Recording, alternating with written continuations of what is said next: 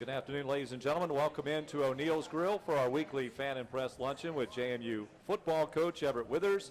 The Dukes were idle this past week. They received a bye as the number 5 seed in the football championship subdivision playoffs, and they were waiting to learn which opponent they will face this coming Saturday at Bridgeport Stadium, and the Dukes will take on Patriot League champion Colgate. 1 o'clock is the kickoff time at Bridgeport.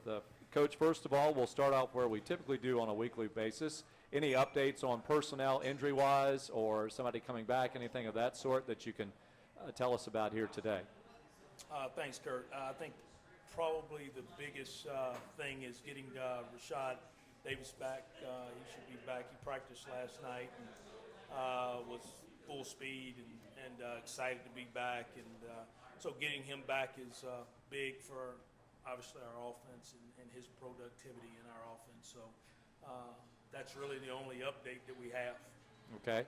How about updating us now on the Colgate Raiders, the opponent that you'll face on Saturday? What have you learned about them? What do you might anticipate out of this Patriot League champion?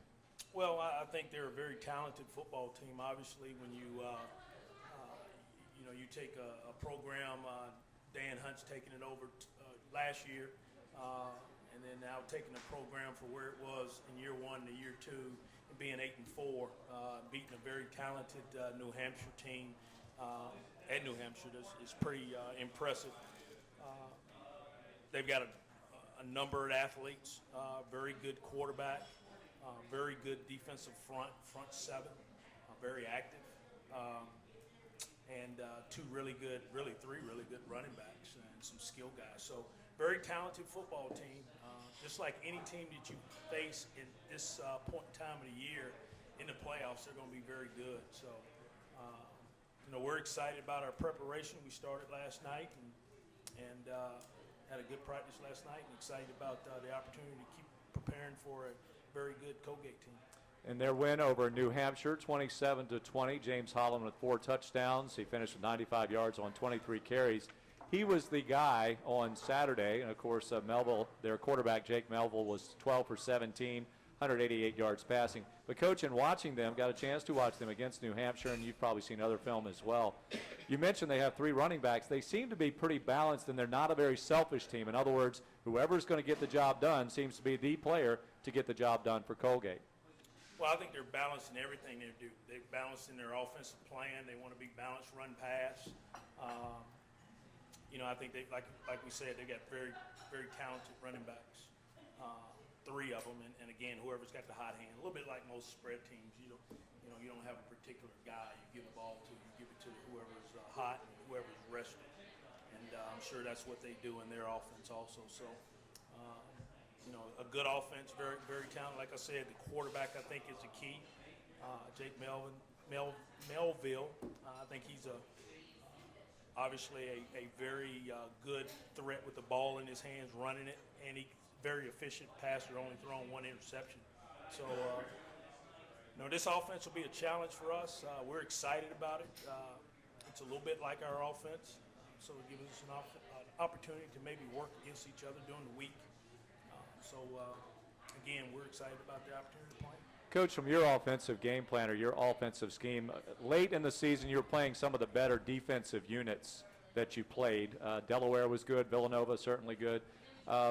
What areas, obviously you like to run the ball every week, what team doesn't?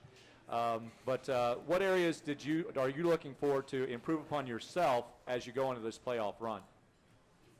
Well, obviously we want to run the football, and that's every week, like you just said. That's every week. I don't know if there's an area to improve other than, you have to be able to establish the run to allow you to do some other things in your offense, and that's what we want to do.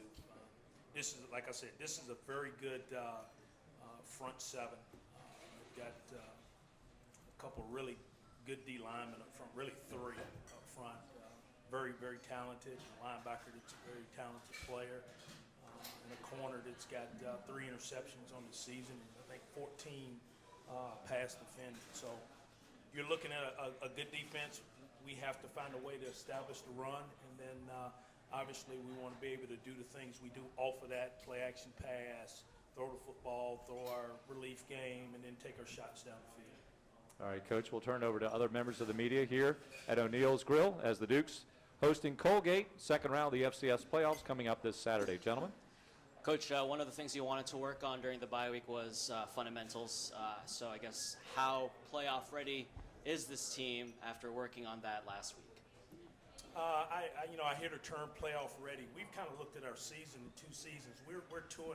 We started after the bye week we had before Delaware. So we had a bye week in season 2 last week. That's kind of how we look at it. We're 2-0 with the opportunity to go 3-0. That's how we look at it. Again, just like most bye weeks, you go work on your fundamentals with your young kids. You try to rest some guys that are beat up and banged up, and we've got a number of those guys.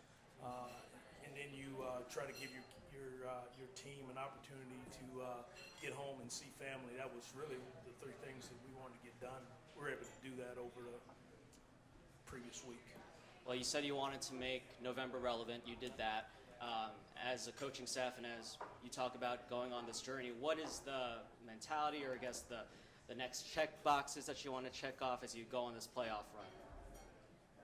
Just to have the opportunity to be 3-0. That's the next box we want to try to check. I guess as they have won 6 games in a row here, have you seen anything in the film that maybe they've improved on and maybe kicked it into another gear late in the season? I think they're a good football team when they lost the first few games of the year. They just basically found a rhythm, I believe, in what they wanted to be. They're a run-first team. They throw the ball well, but they're a run-first team, and I think they played really good defense over the last 6 games also. What makes them an effective rushing team? Can you kind of explain what you see on film that maybe is effective for them? I think their scheme. I think they have a good offensive line, and they've got good running backs and a quarterback that's a +1 dual threat guy. I was just going to mention that having faced a couple dual threats late in the season, is there a benefit to doing that and kind of having a couple guys that can beat you in both ways late in the season? I guess you can say that. I mean, they all are different, so I don't really categorize guys as dual threat guys in particular. Talk about the practice history. How was kind of the attitude of the guys coming back after a few days off? Practice yesterday? Yeah. Practice was good. A lot of energy from the guys and things like that. I think they're excited about being back, and again, the opportunity to go 3-0. That's kind of the mindset. And obviously having a home game Saturday. Just talk about the crowd. What do you kind of want to see from the crowd or expect from the crowd? I expect the crowd to show up and be loud. The pass rushers the stats jump out, number 37 and 93. Are those the guys you're talking about? And do they jump out when you watch film? I think all 3 of their D linemen jump out. They got good players. I think they've got 24 to 34 sacks. So they've got good players up front. They're a 3-down team, and they're going to mix up who the 4th rusher is. And I think part of it is scheme. So we expect them to pressure us a little bit, just like Villanova did. And again, they're very, very good up front. Do they bring as much pressure as Villanova did? I know you guys said that they brought a lot. Is this similar? No, they hadn't, but Okay. again, every week it's been something different from what we see on tape a lot of times.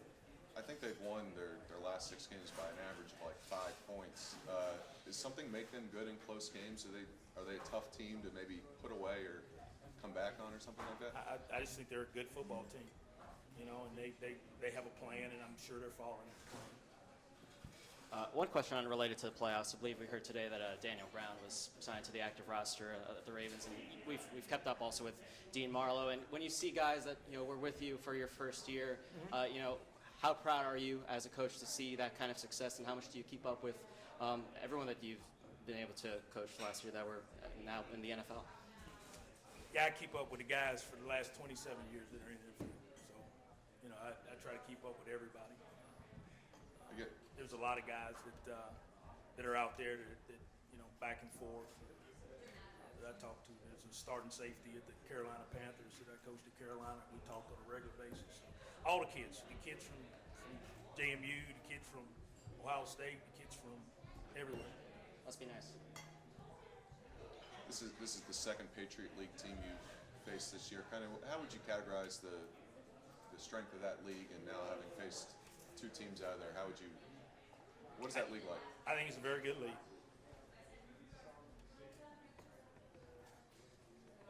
I was just going to ask you, late in the season here, as it gets into December, how have you handled any potential coaching interest that you've gotten? How do you handle that stuff? I don't. I got representation that handles that.